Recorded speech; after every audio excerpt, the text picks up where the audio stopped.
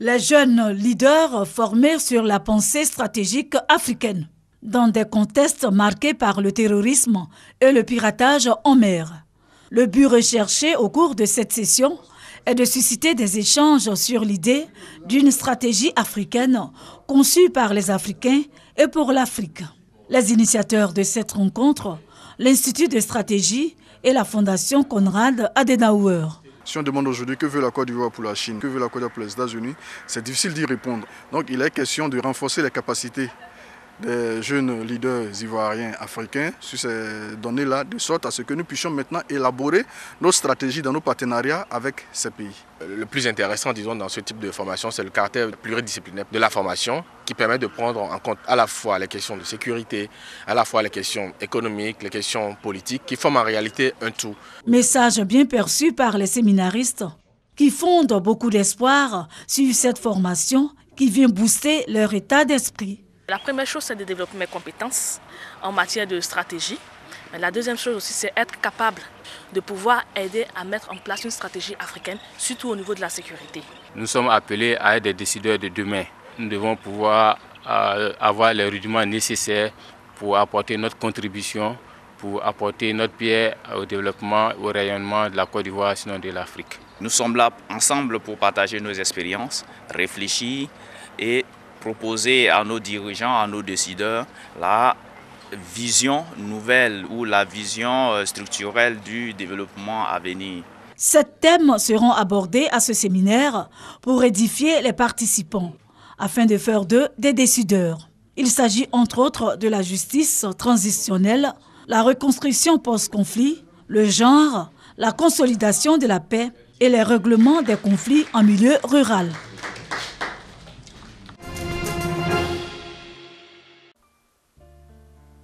Une démarche qui en dit long. Olivier traîne son handicap depuis son enfance. Aujourd'hui étudiant, il est confronté à plusieurs difficultés. J'ai des amis qui sont dans des fauteuils roulants, il n'y a pas de rampe. Dans certains lieux, il n'y a pas de rampe. Pour avoir accès à des salles, il faut les soulever. Ça fait une perte de la dignité humaine. Il y a aussi le problème de logement. Tous les handicapés ne sont pas de facto logés dans les différentes cités universitaires. On nous dit pour avoir la bourse, il faut valider toutes les unités de valeur. Mais comment pour une personne handicapée qui a des difficultés d'abord à se rendre dans les salles d'été peut valider toutes ces unités de valeur pour pouvoir bénéficier de la bourse? Comme lui, ces cas sont légion. Handicapés moteurs, sensoriels, physiques, tous ont une chose en commun, le non-respect de leurs droits. C'est pour se faire entendre et sensibiliser la population universitaire sur les droits des personnes handicapées qu'une rencontre est organisée. Nous voulons vraiment faire ces plaidoyers pour pouvoir amener l'État à agir, à vraiment pencher sur la question du handicap, parce que comme j'ai l'habitude de dire, personne n'est à l'abri de la question du handicap. Les personnes qui vivent avec un handicap au niveau de l'université Houphouët-Boigny, c'est une préoccupation pour nous, c'est un challenge pour nous de relever, de faire en sorte que ces étudiants aient les mêmes chances que les autres. Cette rencontre à l'appui du programme pour le renforcement du système judiciaire en Côte d'Ivoire pour justice handicap. Il y a une loi de 1998 qui gouverne en quelque sorte le respect des droits des personnes en situation de Côte d'Ivoire en Côte d'Ivoire. Bon, cette loi de 1998 doit certainement être actualisée, doit être améliorée bien sûr, et doit prendre en compte les textes internationaux qui ont été adoptés. La Convention des Nations Unies relative aux droits des personnes handicapées a été ratifiée par le gouvernement ivoirien, mais son décret d'application tarde. Un décret qu'attendent impatiemment les personnes en situation de handicap pour bénéficier des mêmes droits que les personnes dites valides. Je serai Magua premier. Vive Magua premier! Le cinéma, l'art du spectacle, du divertissement, une industrie, un média. Réussir un film obéit à certaines règles. Notamment, il faut une bonne écriture cinématographique. Les détails de ce principe important dans la chaîne de production, expliqués par cette jeune dame à ses acteurs du cinéma. Pour écrire, d'abord, il faut avoir de la passion. Ça, c'est une base. Et après, commencer à écrire. Généralement, quand on commence à écrire les dialogues et tout. Pourtant, c'est la dernière des choses à écrire. Il faut pouvoir créer des personnages. Il faut que ces personnages tiennent la route. Il faut qu'on puisse créer un héros à qui on puisse s'accrocher pour pouvoir embarquer le spectateur. comment arriver à faire tout cela. Et une des étapes importantes que j'ai enseignées aujourd'hui ou bien que j'ai partagées avec les autres, c'est apprendre à résumer une histoire en une seule phrase. Et c'est le début de tout commencement quand on écrit un scénario. Maîtriser les bases d'une écriture cinématographique, gage d'une production complète qui sera mieux appréciée. Ces jeunes acteurs de la réalisation de films se réjouissent de l'initiative. Ce qu'on a appris à l'école n'est pas vraiment évident et vraiment il y a beaucoup de manques, il y a des manques au fait. Comme par exemple ce qu'on a vu la prémisse, on ne savait même pas qu'avant d'écrire un film, il fallait faire d'abord la prémisse qui consiste à faire un résumé en une phrase du film. Donc vraiment c'est un apport qu'on a eu aujourd'hui et vraiment c'est intéressant. Moi j'apprenais sur le tas, je faisais l'auto-formation. Voilà, l'auto-formation. Et tant bien même tu fais une auto-formation, il faut chercher à perfectionner cette auto-formation-là. Il faut chercher à avoir les vraies techniques. En Côte d'Ivoire, le cinéma a connu des moments de gloire.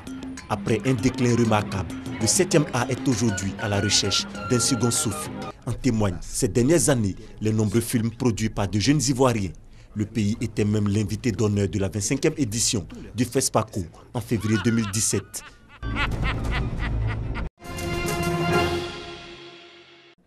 Dans ce centre de santé au Sénégal, ce sont parfois les patients eux-mêmes qui réapprovisionnent les étagères de la pharmacie.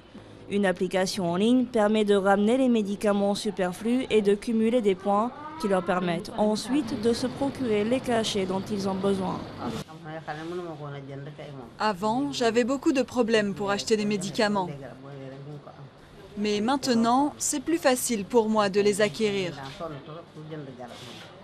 Ce projet pilote, appelé Joko Santé, a été créé en 2015 par un entrepreneur sénégalais. Le but, faciliter la collecte des médicaments et lutter contre le gaspillage. L'origine des produits rapportés est aussi contrôlée. Elle nous donne l'ordonnance, on va vérifier est-ce que c'est réellement une ordonnance qu'un médecin ou bien un infirmier a prescrit cette ordonnance et on vérifie la date de péremption et la conservation de ce médicament. Au Sénégal, plus de la moitié de la population n'a pas de couverture maladie. Certains sont parfois tentés d'acheter des médicaments moins chers mais à l'origine douteuse, qui sont non seulement inefficaces mais parfois aussi très dangereux. En Afrique subsaharienne, les experts estiment qu'un médicament sur 3 est contrefait. Ces faux médicaments-là sont la plupart du temps achetés par les couches les plus vulnérables de la population. C'est ce qui n'ont pas les moyens puisqu'ils sont vendus à des prix, disons, plus faibles. Maintenant, nous, en permettant à ces couches-là d'avoir un meilleur accès aux médicaments, en fait, nous allons certainement aider à lutter contre ces faux médicaments. Joko Santé propose aussi un système de parrainage qui permet aux grandes entreprises d'offrir des points en particulier. Depuis le début de l'année, il a notamment été mis en place dans un hôpital pour enfants près de Dakar.